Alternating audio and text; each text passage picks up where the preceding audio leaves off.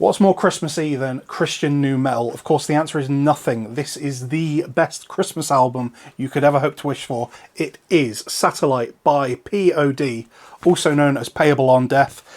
So this band, this album, if you're familiar with anything from the Christian nu metal subgenre, it will be something from this album, no doubt.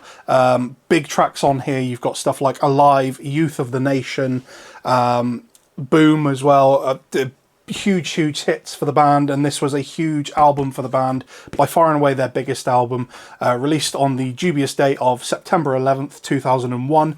This hit number 6 in the Billboard charts, hit number 1 in the US Christian charts, number 16 in the UK album charts. And going back to this after not listening to it for a long time, definitely was a fan of the singles back in the day, but going back to this, there is a very well written, a very fantastically mixed and mastered album hidden underneath the sort of public cringe that is nu metal these days. Mixed by Chris Lord-Alge and his sort of long-time producer partner Howard Benson. This is a remarkably good sounding album for that nu metal era. This is kind of the zenith of nu metal, that 2001 period. It really, like, that was kind of, I think, the height of its popularity, and then everything after that was kind of downhill. But yeah, the songs on here, not only are they well written, they sound phenomenal. They sound huge. Obviously, as I said, you've got tracks like Youth of the Nation, Alive, Boom, stuff that a lot of us know. Youth of the Nation, of course, having the honour of being parodied by Weird Al Yankovic, which, as any musician will know, if you're parodied by Weird Al, you know you've made it. So P.O.D, they made it.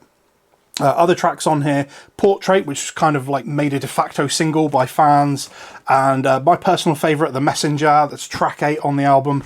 A song that stuck with me, even though I hadn't listened to the album for a long time.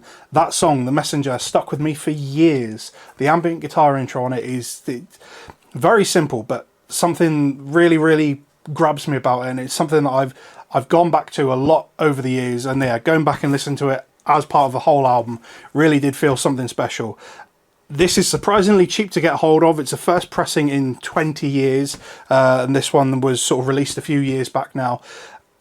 Highly recommend you get a hold of a copy of this because it is very cheap, and you know, it's a double LP, sounds great, and there are some really great songs on here. Even if you don't subscribe to religion or anything like that, I think just musically, I think you will find something that you enjoy from this, you know, even if it's just the mixing.